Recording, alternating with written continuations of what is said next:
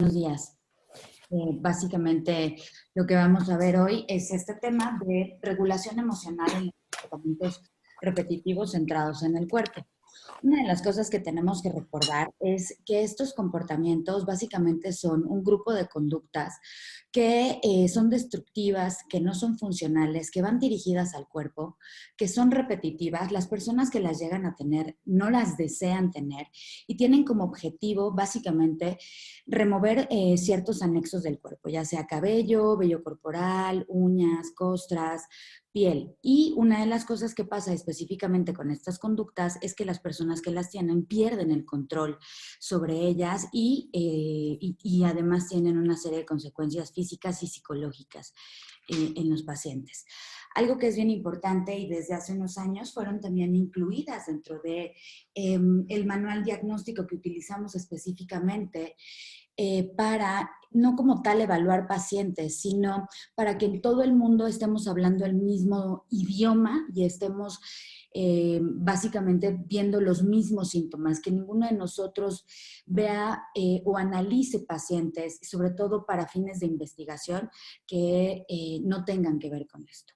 Y en el DSM o en el Manual Diagnóstico de Tratamiento, básicamente se describe como un comportamiento repetitivo centrado en el cuerpo, que son recurrentes, es decir, que son repetitivos, que consiste en morderse las uñas, morderse, por ejemplo, los labios, las mucosas de las mejillas, arrancar el cabello y las personas que los tienen básicamente tienen un intento repetitivo de disminuir o abandonar estos comportamientos. En conjunto, tanto las conductas repetitivas como estos intentos repetitivos que muchas veces son fallidos generan un malestar clínicamente importante en las personas que las padecen y eso además genera una afectación en el funcionamiento. Esto del funcionamiento básicamente va centrado mucho a la edad del paciente. No es lo mismo el funcionamiento, por ejemplo, de un adolescente que el funcionamiento de un adulto mayor.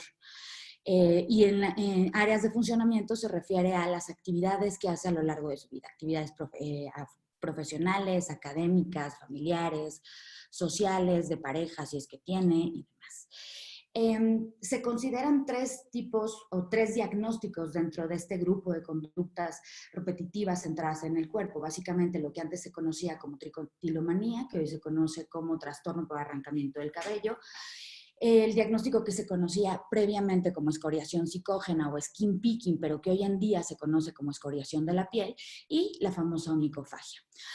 Algo que es bien importante, si evaluamos todos estos padecimientos literalmente en conjunto, no tenemos una prevalencia exacta, por ejemplo, como para otros diagnósticos dentro de la psiquiatría, pero se describe que llega a haber una prevalencia por lo menos entre trastorno del arrancamiento del cabello y trastorno de escoriación de la piel del 1 al 5%.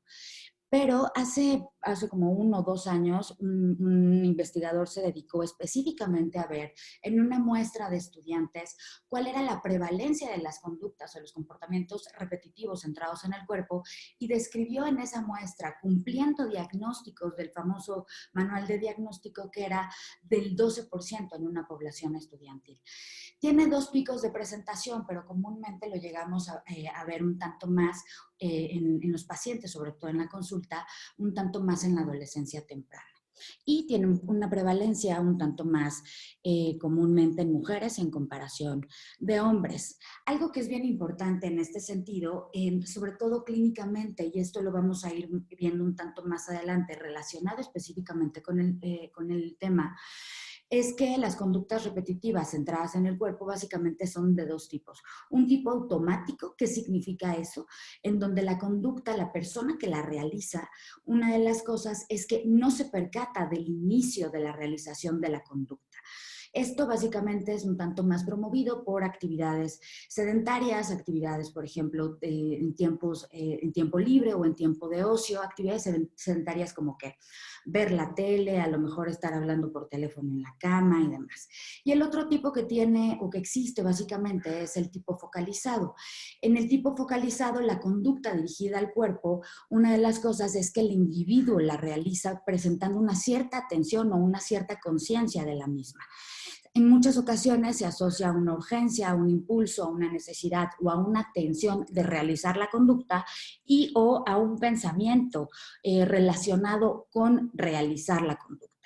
Algo que es bien importante es que en este segundo tipo se ha descrito, muchos investigadores han llegado a describir que pareciera que es un intento un tanto más de regular los estados afectivos. ¿Qué significa eso? De regular los sentimientos y o las cogniciones y o pensamientos que son aversivos o que son incómodos, tanto estados de ánimo o sentimientos como los pensamientos.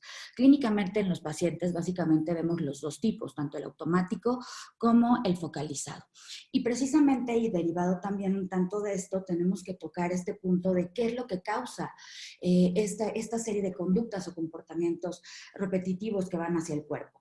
Por un lado, tanto en arrancamiento del cabello como en escoriación de la piel, hay un elemento genético, es decir, hay una serie de estudios familiares en donde se describe que los familiares de primer grado de personas con alguno de estos dos diagnósticos llegan a tener conductas repetitivas centradas en el cuerpo. Por el otro lado, habrá dos estudios, uno de los años 90 y uno un tanto reciente, describe que hay un elemento hormonal. Como hace un momento les comentaba, una de las cosas que pasa es que la proporción de este padecimiento es más común en mujeres que en hombres. Se describe que la proporción más o menos es de 4 a 7 a 9 por cada hombre, tanto en arrancamiento del cabello como en escoriación de la piel. Y hace muchos años, en ese estudio de los años 90, se describió que aquellas mujeres que tenían el padecimiento, un cierto porcentaje de ellas llegan a tener una exacerbación en la etapa premenstrual, es decir, 3, 4 días antes de arrancar el cabello. Digo, antes de presentar la menstruación. Ya hace un par de años, no tendrá tantos, ya en los 2000, una de las cosas que se describe también es que algunas mujeres que tienen alguno de estos padecimientos, pareciera que tienen niveles más bajos de progesterona y precisamente eso lo asociaron con la gravedad de la conducta dirigida al cuerpo. Existen también los famosos factores neurobiológicos. ¿Qué significa esto? Esto se ha observado específicamente en estudios de neuroimagen, tanto para trastorno de arrancamiento y para trastorno de escoriación de la piel, en donde se describen áreas cerebrales en distintas regiones, pero una de las regiones que se ha asociado son regiones subcorticales. ¿Por qué hago este énfasis? Porque hay algunas de estas regiones subcorticales que básicamente tienen influencia sobre la regulación de la emoción y o sobre el control inhibitorio de alguna conducta. Y también hace muchos años se asociaron específicamente algunos neurotransmisores, específicamente serotonina. Se observó un incremento de esta sustancia que está a nivel cerebral en algunos pacientes específicamente con arrancamiento.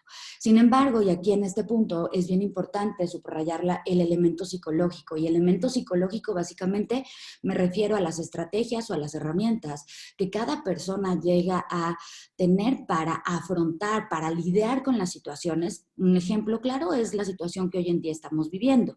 Estas herramientas o estas estrategias individuales que cada uno de nosotros tenemos nos van a permitir adaptarnos o no a una situación incómoda o una situación que se presenta en el momento de la vida de alguna persona.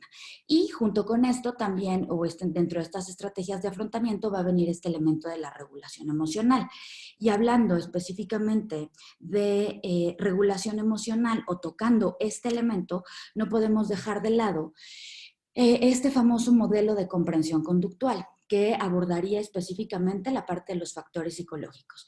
Dentro de este modelo de comprensión conductual descrito por Mansueto en el 97, una de las cosas que se describe es que hay una serie de factores internos, externos, cognitivos, afectivos y ambientales, y en un momento me voy a detener un tanto más en esto, que pudieran facilitar la presencia de la urgencia, el impulso, la necesidad o la atención para realizar la conducta o iniciar como tal el episodio de arrancamiento o el episodio de escoriación o de rascado de la piel.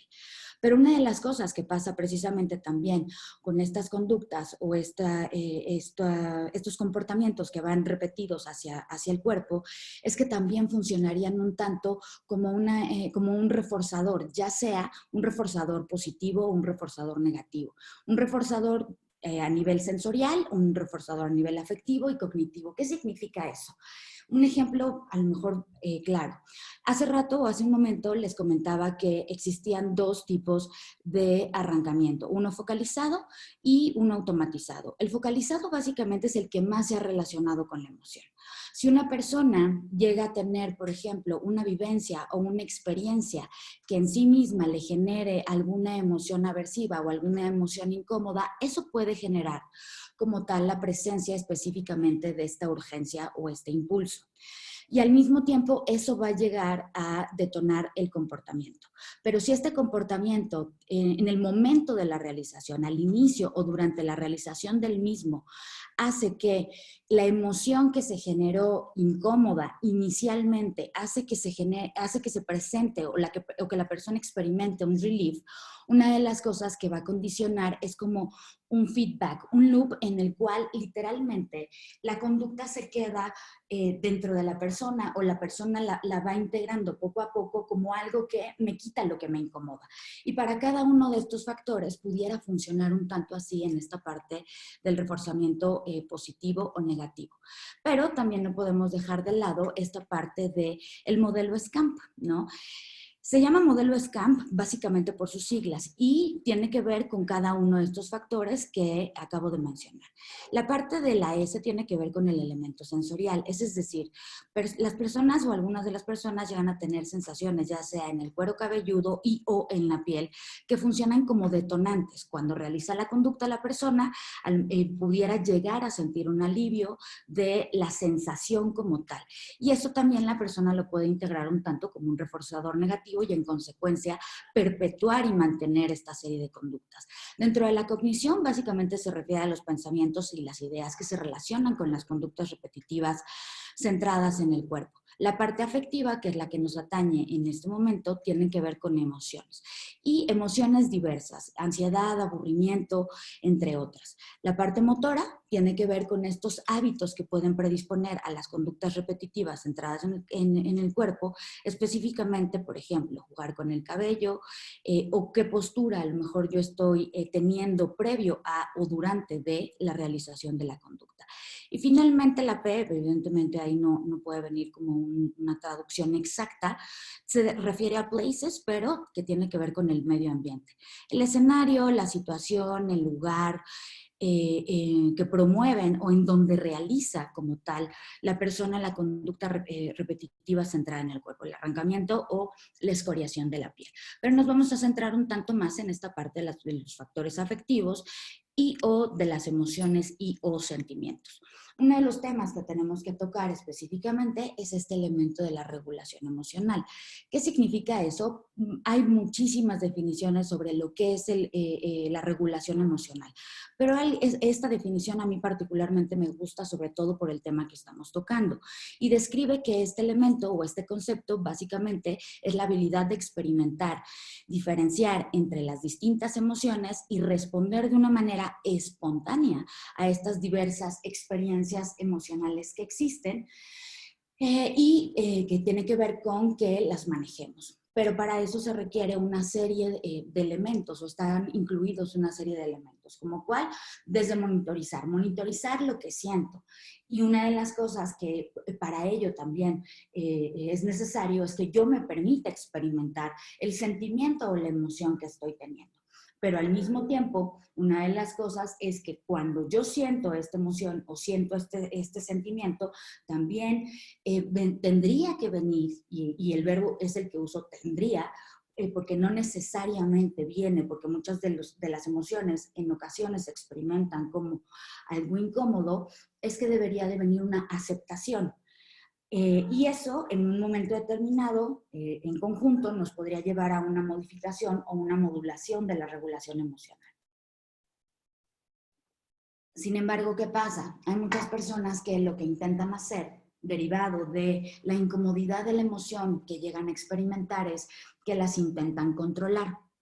Y una de las cosas que precisamente este elemento que se ha observado en distintas investigaciones, tanto en pacientes como con trastorno de arrancamiento como con trastorno de escoriación de la piel, se ha observado precisamente esto, bien una emoción displacentera, ansiedad, aburrimiento, enojo, frustración.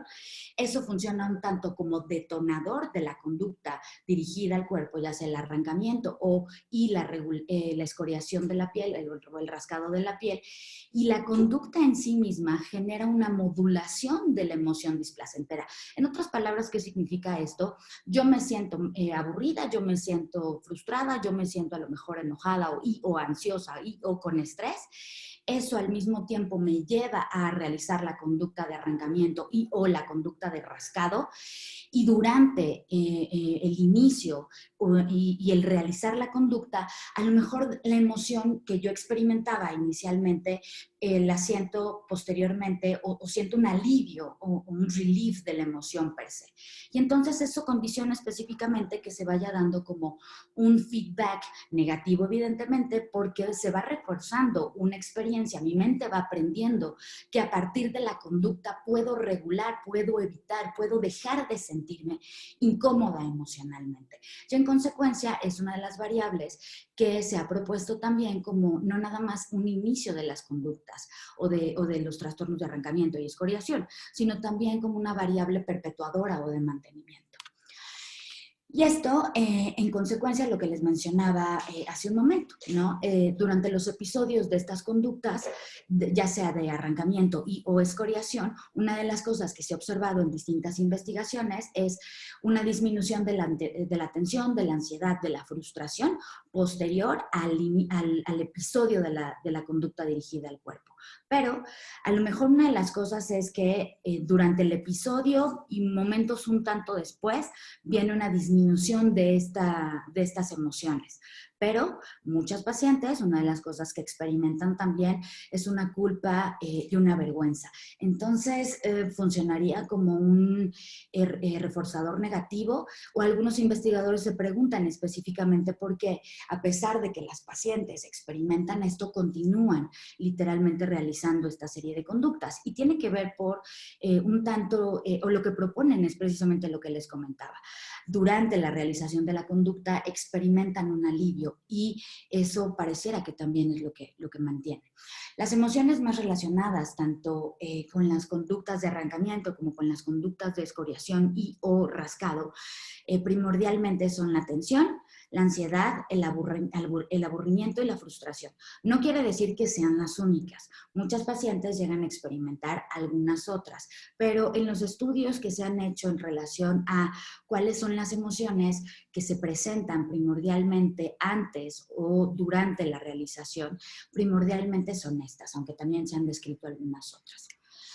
Una de las cosas que aquí es bien importante, y para ello también me voy a ir acercando a la parte del tratamiento, tiene que ver específicamente con que existen dos tipos del tratamiento. Uno que es a nivel farmacológico específicamente, y uno que es a nivel terapéutico. Muchos de los artículos o de los papers relacionados con el tratamiento, tanto de trastorno por escoriación como trastorno por arrancamiento de cabello o vello corporal, proponen con mayor beneficio, por llamarlo de alguna forma, a las estrategias que dentro de la parte terapéutica. Y como hace un momento comentaba Janet, la terapia que más ha dado eficacia en comparación hasta de los mismos fármacos es la terapia cognitivo-conductual. Dentro de la terapia cognitivo-conductual hay una serie de estrategias. Una de ellas tiene que ver con el entrenamiento de reversión de hábitos. Eso básicamente tiene que ver, o esta estrategia se ha observado que es un tanto más beneficiosa para aquellas pacientes o aquellos pacientes, sobre todo que tienen un predominio de tipo automatizado. Pero como en un principio les decía, la mayoría de las pacientes llegan a tener un arrancamiento de tipo combinado. Este entrenamiento de reversión de hábito básicamente tiene que ver con que la persona hace conciencia de los momentos en los que está arrancando, a partir de que va identificando cuáles son los elementos que precisamente le llevan a arrancar, ya sea un elemento sensorial, un elemento del lugar en el que está, un elemento a lo mejor de algún instrumento, no sé, una pinza de depilar que tiene cerca, está viendo la televisión, en qué postura, y entonces va haciendo precisamente conciencia para, a partir de que va detectando qué es lo que a ella a lo mejor le detona estas conductas de arrancar y o de escoriar, le llevan precisamente. Y entonces cuando va detectando esta parte, entonces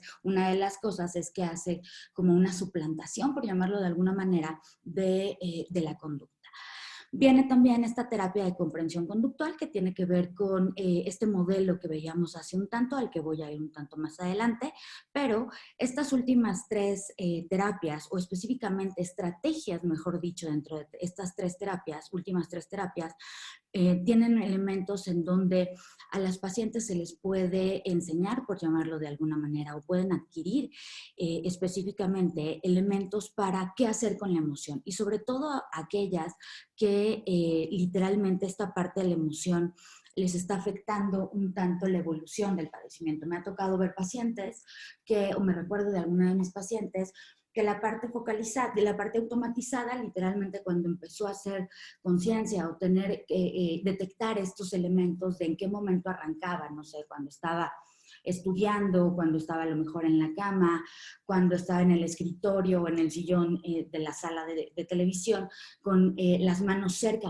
de la cabeza, eso era lo que precisamente detonaba. La realidad es que con tanto la parte del entrenamiento, reversión del hábito, como con esta parte del control de estímulos, que también está integrada acá, mejoró en un gran porcentaje. Sin embargo, quedaba ahí un porcentaje importante que no podíamos atender. ¿Y cuál era el motivo? Porque una de las cosas que pasaba con esta paciente era que ese porcentaje restante tenía que ver con la parte de la regulación emocional. En ocasiones, una de las cosas que le pasaba a ella es que ni siquiera llegaba a detectar. Y no es que ni siquiera llegaba a detectar, sino hasta se sentía incómoda siquiera de hacer esta parte del diario de arrancamiento para detectar los momentos en donde arrancaba. ¿Por qué? Porque simplemente el hacer esa actividad le generaba mucho malestar y entonces la evadía. Pero al mismo tiempo, la evasión no le costó un tanto de trabajo visualizar que en el caso de ella, el arrancamiento venía derivado de emociones incómodas, primordialmente enojo y frustración, ¿no? Cada vez, por ejemplo, que llegaba a enojarse, o en muchos momentos que llegaba a enojarse, ella realizaba esta conducta, pero de repente me decía, es que no sé ni siquiera qué pasa. Enfrentarse a ver cómo empezaba, por qué se enojaba, cuál era la situación, qué pensaba de la situación que le había hecho enojar o que le había hecho frustrarse, le generaba hasta incomodidad hablar de ello, y entonces se perpetuó un tanto ahí.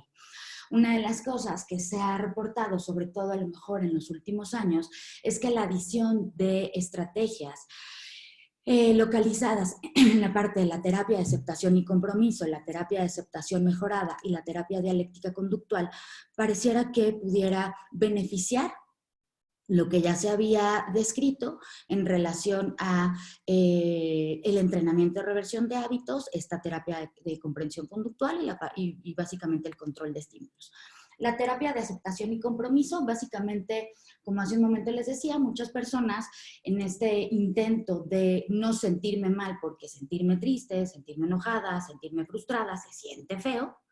Una de las cosas es, trato de controlar mis emociones. Entonces, uno de los elementos de esta terapia es que les intente enseñar a las pacientes específicamente, o a las personas, porque es una terapia que no solamente va dirigida para trastornos de comportamientos dirigidos al cuerpo, como rechazo al control de las emociones. Y tiene que ver un tanto más con aceptar esas experiencias emocionales, aceptar esos sentimientos como son, ¿no? Desde el pensamiento que a lo mejor estoy experimentando en un momento de una situación que me es incómoda, que me hace sentir incómoda, hasta lo que hay alrededor de la situación, además de los pensamientos, las emociones, los impulsos, pero sin esta necesidad de canalizarlo, en el caso del tema de hoy, sin necesidad de canalizarlo a través de la conducta, para específicamente intentar reducir como tal la emoción o el sentimiento.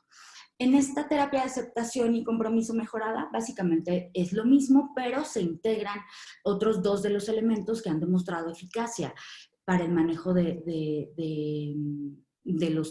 trastorno de arrancamiento y descoriación, que básicamente tiene que ver con una integración de este entrenamiento de reversión de hábitos y una asociación también de esta estrategia de control de estímulos. Anexando estas dos últimas no como control, porque lo que les decía es un ejercicio de aceptación de la circunstancia como es, no de controlar lo que siento, sino un tanto más como un ejercicio o estrategias de barrera. Y la terapia dialéctico-conductual, una de las cosas, esta terapia fue creada para otro diagnóstico literal dentro de la psiquiatría o de la salud mental, pero básicamente, ¿cómo la utilizamos acá? Enseñándole a las pacientes una serie de distintas también técnicas cognitivo-conductuales que tienen como objetivo específicamente regular las emociones. Esto a partir de desarrollar habilidades sobre tolerar la angustia, el estrés, la frustración, desarrollar una conciencia plena. Aquí se integra este elemento también que desde hace un par de años o varios años atrás se integró a la TCC, que tiene que ver con el famoso mindfulness y aceptar las situaciones vividas en el momento que están presentándose. Dentro de esta terapia que integra este famoso modelo SCAMP, una de las cosas que podemos utilizar específicamente para estos elementos o esta variable de los factores afectivos son distintas estrategias, ¿no? De manejo, por ejemplo, de ansiedad o de manejo de frustración, una respiración profunda, una relajación progresiva de los músculos, agendar actividades agradables, esto para tener experiencias gratas, una meditación que también viene integrado básicamente en el mindfulness y que tiene uno de los principios no es que yo tenga la mente en blanco, no es que vaya a estar como literalmente monje tibetano y no vaya a tener ningún tipo de pensamiento en la mente, eso es imposible, ¿no? Sino tiene que ver con los pensamientos que vaya teniendo en un momento determinado, los vaya dejando pasar, no me apropie de ellos, no los critique, no los enjuicie. Otra de las cosas que funciona mucho, y esto yo lo utilizo con muchos de mis pacientes, es escribir un diario, porque es un ejercicio en donde las personas pueden llegar a canalizar las emociones. Para algunas personas, tanto hombres como mujeres, es un tanto difícil en muchas ocasiones, específicamente, hablar de lo que sienten, hablar con alguien, ¿no? Entonces, este ejercicio de escribir un diario, escribir cómo me siento, por qué me siento, qué pienso de a lo mejor de la situación o la vivencia que tuve, es algo que pudiera ayudar también como un canalizador. En este otro elemento, también hablar con amigos funcionaría como un expresor de la emoción, como un canalizador de la emoción. Y esto permitiría específicamente suplantar o aprender a manejar la emoción de una forma diferente. No se trata de no sentirme triste, de no sentirme frustrado, de no sentirme enojado.